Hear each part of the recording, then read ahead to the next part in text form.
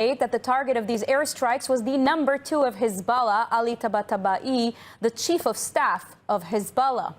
The strikes were conducted in the Dahya neighborhood in Beirut, a notorious Hezbollah stronghold in the Lebanese capital city. Israel's Northern Command has reiterated to civilians in Israel's north that the Home Front Command guidelines have not changed, but that the situation is being assessed and monitored. Prime Minister Benjamin Netanyahu's office confirmed the attack and repeated that Israel is determined to act to achieve its goals in any place and at any time. Earlier, the IDF confirmed a series of airstrikes against Hezbollah targets in southern Lebanon and deep in the eastern Bekaa Valley. In the south, the army said it killed 2 Hezbollah operatives in drone strikes in southern Lebanon who were involved in restoring Hezbollah infrastructure. Aircraft destroyed multiple rocket launchers recently deployed inside Hezbollah military compounds. In the Bekaa, the Air Force struck 2 military sites used for terror operations, including active weapon depots. The army also confirms a Hezbollah operative was killed in a drone strike yesterday in the town of Frun. The terrorist was actively advancing target attacks against Israeli troops. The IDF says all the activities were in direct violation of security understandings between Israel and Lebanon. And staying in the north, the IDF Reserve Spearhead 55th Brigade has completed new operations in southern Syria. The reservists redeployed in recent months under the 210th Division are conducting proactive missions to secure communities across the Golan Heights. In a major search operation, troops uncovered rocket components, RPG parts, and other weapons, all immediately destroyed. Division forces remain deployed in that area. Now, after a 24-hour pursuit, the IDF says it killed or captured all 17 Palestinian terror operatives who attempted to flee from a Hamas tunnel in an IDF-held area in the southern Gaza Strip. More from ILTV's Steve Leibowitz. The breach in the ceasefire came when Hamas gunmen exited the Rafah tunnels, where they had been trapped underground. Air Force strikes directed by ground troops killed 6 on the spot, and Nahal Brigade forces captured 5 more. A manhunt eliminated 2 additional operatives fleeing the area. In total, 11 of the 17 terrorists who emerged from the Rafah tunnel have been killed, and 6 were arrested. A senior Hamas operations chief was killed in an airstrike. An Israeli official identified the strike target as Ala Hadidi, the head of Hamas weapons manufacturing. The Prime Minister's office called it yet another blatant ceasefire violation. The PMO said Israel has fully honored the ceasefire, Hamas has not. In a separate ceasefire violation in Gaza, an armed terrorist crossed the yellow line in a jeep along a humanitarian route and opened fire on IDF troops. Soldiers responded within seconds, eliminating the attacker. The government reiterated that Hamas must complete the return of the remaining hostage bodies, disarm, and allow for Gaza's demilitarization. Meanwhile, Hamas is denying reports it informed mediators that it was ending the ceasefire. A Hamas spokesman said there is no truth to earlier media reports claiming Hamas informed the U.S. that the ceasefire had ended. Hamas says it's asked the mediators to intervene and compel Israel to uphold the ceasefire agreement. A delegation of senior Hamas officials reportedly arrived in Cairo to meet Egyptian intelligence officials and discuss the recent escalation of hostilities in the Gaza Strip and the transition to the second stage of U.S. President Donald Trump's plan for Gaza's future. In a busy weekend at the White House, President Donald Trump met with 2 very different groups. New York's mayor-elect Zohran Mamdani, who used his first meeting with the president to repeat his accusation that Israel is committing genocide, and a separate group of freed Israeli hostages, whom Trump called heroes. Our correspondent, India Naftali, is here to break down the contrasting moments inside the White House. India? That's right, Sivan. Over the weekend, the Oval Office saw 2 very different meetings, each with a completely different message about Israel. On Thursday, President Trump met with freed Israeli hostages and their families, thanking them for their courage and calling them heroes. The day after, New York Mayor-elect Zohran Mamdani met with President Trump. Mamdani used the moment to repeat his claim that Israel is committing genocide. The massive contrast between these 2 meetings, I would say, was striking.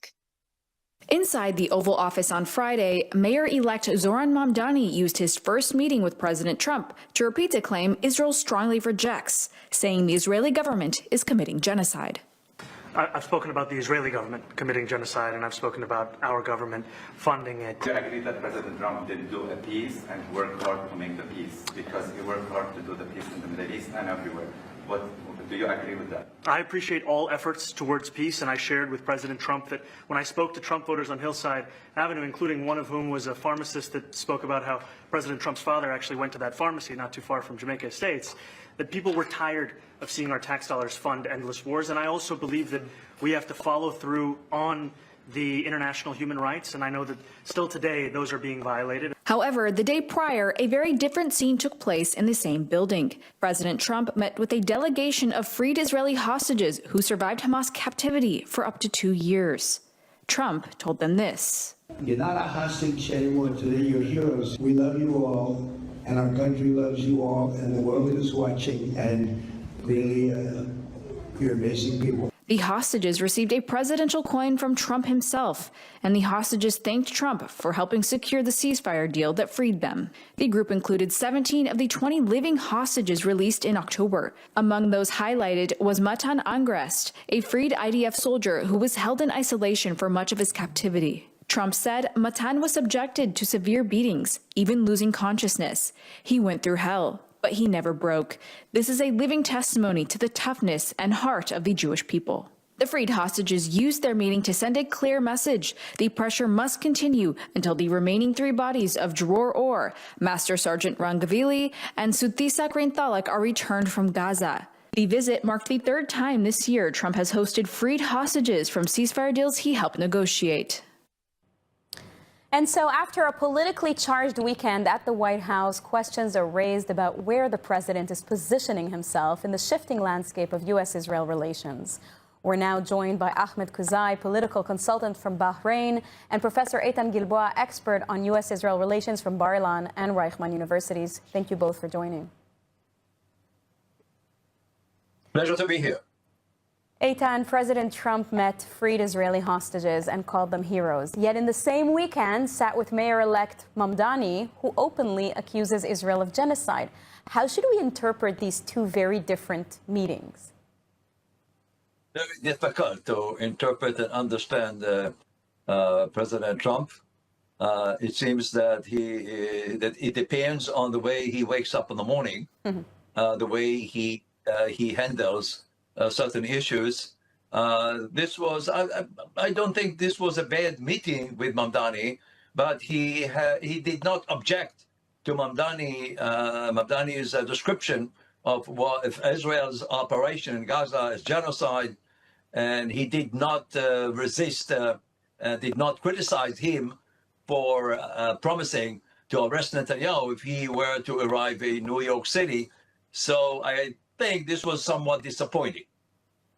And now it seems that there are mixed messages, warm meetings with Mohammed bin Salman of Saudi Arabia this past week, and now with Mamdani, but also supporting Israel. Do these mixed signals reflect an actual shift in Trump's approach to Israel, or is he just trying to appeal to everyone at once? Is this his strategy? What do you think, Ahmed? I don't think that this is how it is. I mean, after all, it's Donald Trump. Right. We can never speculate. We can never guess what's going to happen next morning, just like what the professor just mentioned. It depends on how he wakes up in the morning. But let's take it to another notion, which is let's separate the 3 meetings at least. If we're talking about the freed hostages, that's one. That's a positive message on its own. Mamdani, it's domestic issues that he has to handle one way or another. And then when we're talking about Mohammed bin Salman, I see it as a positive thing, even from an Israeli point of view. The Abraham Accords came at a time where it's much needed to put things in perspective. They have, to a certain limit, of course. But then when we're talking about Saudi, why do we still see Saudi as somebody who is opposing Israel as much as in line with Israel's mission to sustain peace in the Middle East? Eitan, what do you think? Yeah, I agree with Kuzai. I think that the visit of Mohammed bin Salman in Washington was very successful. I think it sends a message to the Middle East that the United States has 2 important strategic allies in the region. It is both Israel and Saudi Arabia. The United States is upgrading relations with Saudi Arabia, which I think would be a good move. I believe that sooner or later, Saudi Arabia will normalize relations with Israel, and therefore this important axis, getting Saudi Arabia to join the Abraham Accords, would increase security and stability in the region. Now, Ahmed, let's take a look at the Saudi angle. We're talking about it. MBS told Trump in the Oval Office that he would like to join the Abraham Accords, but only with a clear path to Palestinian statehood. Do you believe Trump will pressure Israel to accept some form of Palestinian statehood in order to lock in this historic Saudi normalization deal? I'm not seeing it as a pressure as much as it's a new way of doing things. Previously, Israel always had the upper hand in handling the Palestinian issue. As of now, I mean, after last week, we see a different way of doing things, which is not necessarily bad. Trump has a plan, a new plan basically, to go about moving on that issue, which is Gaza and the Palestinian issue. Saudi said it from day one, and MBS, I think, mentioned it recently as well. He does not object to the idea of normalizing relations with Israel. He just wants to put an end as well at the same time to the Palestinian issue. So it's not different, it's just a perspective of where are we sitting and looking at the matter and how the end game would be.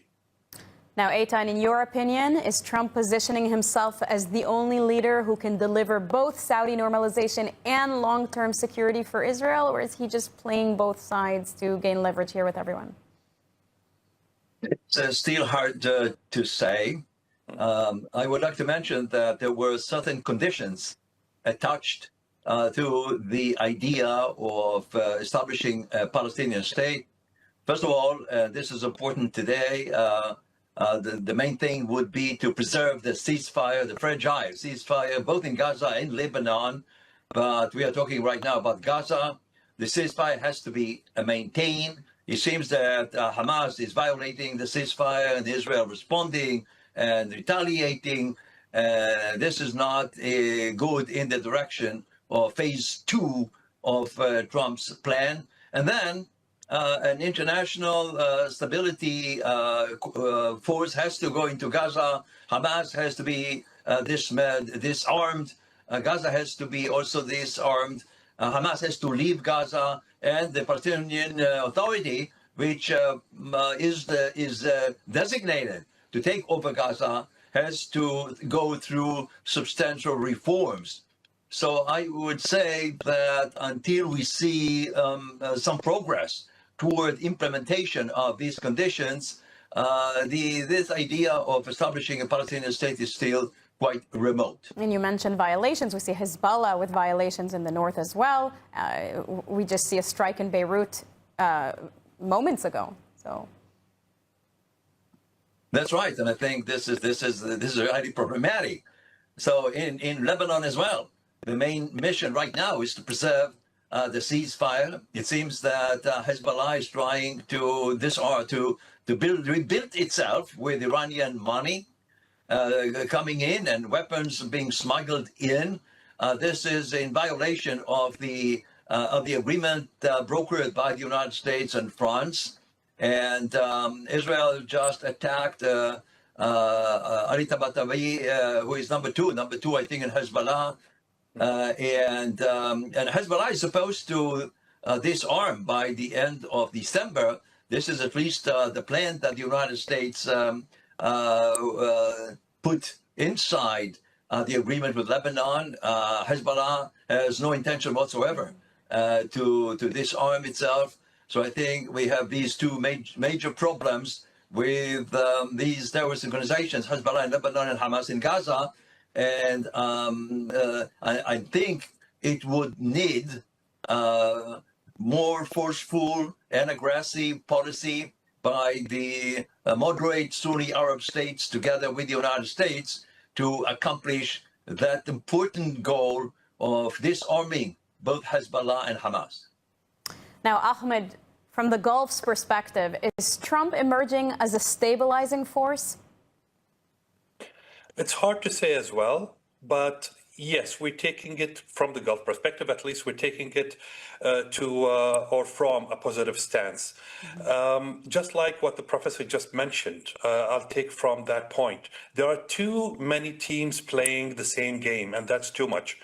Is Lebanon with the peace or is it not? If it is, just like the professor mentioned right now, the disarmament of Hezbollah has to take place ASAP, which is before the end of the year. Then with Syria, then we're talking about two neighboring countries. We're talking about the Cold Peace Treaty signatories, Egypt and Jordan. Iraq is vague. Iran sending like big messages on daily basis. And then we have the Gulf. Of course, we have Qatar, then we have Bahrain, and Emirates that are clear on their stances. Saudi is leaning towards peace, of course. Then Kuwait and Oman. There's a lot. I think what will make it much easier, the weeks to come, I'm not going to say even years to come, it's too much. In the weeks to come, that people should be clear about which side they are on and take it from there. Being stuck in a gray area for a long time won't help the Middle East. Well, we definitely all live in a very complex neighborhood. Ahmed Kuzai and Eitan Gilboa, thank you very much. Thank you very much.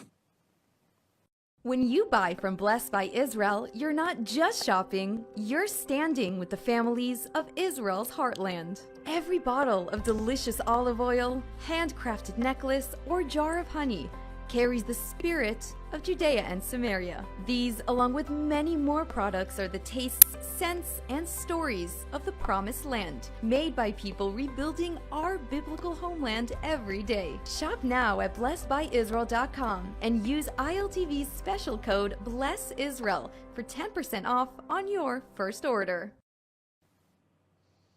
And now, a former hostage who was recently released from Gaza is sharing new and disturbing details about the abuse he suffered in Hamas captivity. Testimony Israeli officials say confirms a pattern of systematic sexual violence inside Gaza. An Israeli survivor is breaking a silence that many never imagined could be voiced.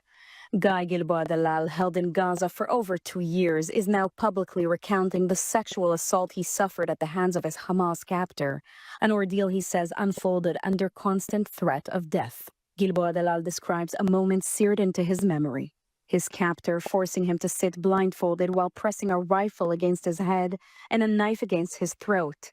"If you speak," the captor told him, "you will not survive." What followed, he says, was a violent sexual assault, an experience he had no way to escape.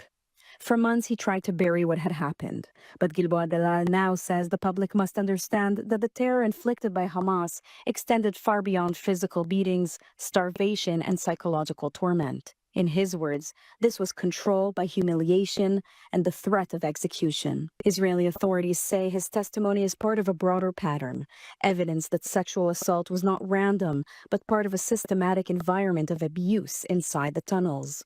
Human rights investigators and medical teams who have interviewed released hostages report consistent themes: coercion, exploitation, and fear of retaliation if victims ever revealed the truth. Gilboa Dalal's account marks the second time a male former hostage has spoken publicly about such sexual assault, and the first time with this level of detail.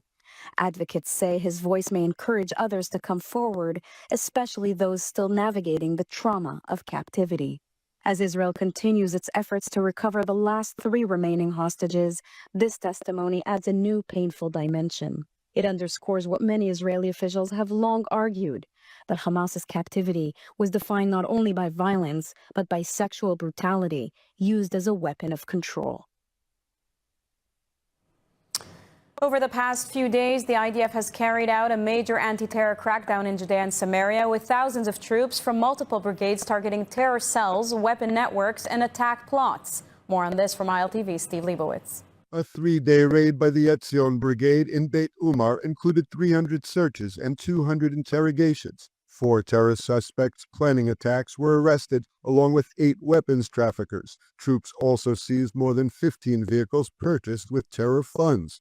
The Judea Brigade arrested 18 wanted men, They were terror operatives and insiders and confiscated M16s, handguns, magazines, a gas grenade, and multiple explosives. In the Binyamin Brigade, 4 targeted operations led to 17 arrests, including weapons dealers, Molotov cocktail throwers, with dozens more detained for questioning.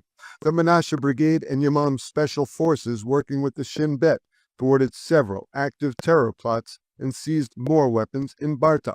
In Samaria, troops uncovered 2 weapons manufacturing shops, rifles, and a Carlos submachine gun, arresting 9 suspects. Separately, the IDF and Shin Bet confirmed the elimination of the gunman who wounded an IDF reservist. Yamam counter-terror forces shot the assailant in the village of Tel after he opened fire with a long rifle. He was identified as a member of the Palestinian police. A second PA police officer surrendered and was arrested. Staying in Judea and Samaria, where the IDF Chief of Staff, Zamir, issued a sharp warning about a small group of extremist Jewish lawbreakers in Judea and Samaria who could force the army to divert troops from the war fronts in Gaza and Lebanon. Zamir warned that these rioters could set the area ablaze and disrupt Israel's strategic focus. Overnight, Palestinians reported several attacks by extremists, including torched buildings and property damage. Prime Minister Netanyahu said the culprits are a small extremist group who will be prosecuted. Thousands of protesters packed Tel Aviv's Habima Square last night, demanding a full state commission of inquiry into the October 7th massacre. The rally comes after the government voted to form its own internal probe, a move families of the victims call a whitewash. The demonstration, organized by the October Council, brought together bereaved families, reservists, civil society groups, and multiple opposition party leaders.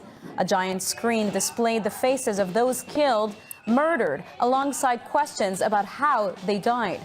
Large banners across the square demanded a state commission of inquiry now. Opposition leaders Naftali Bennett, Benny Gantz, Gary Eisenkot, Yair Lapid all attended.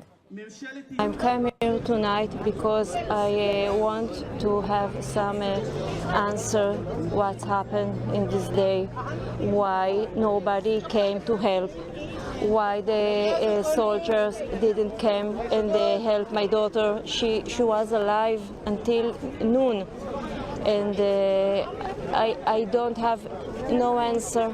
I don't know what happened in this day, and not before and not after. I don't know, and I want answer. I want the truth. I want that all the people that was involved to give me some answer. It's the minimum that Mama can get from the country about this horrible day. Now let's take a look at the weather. The IDF confirms striking terror targets in Lebanon's capital, Beirut. Reports indicate that the target of these airstrikes was the number 2 of Hezbollah, Ali Tabatabai, the chief of staff of Hezbollah. The strikes were conducted in the Dahya neighborhood in Beirut, a notorious Hezbollah stronghold in the Lebanese capital city. Israel's Northern Command has reiterated to civilians in Israel's north that the Home Front Command guidelines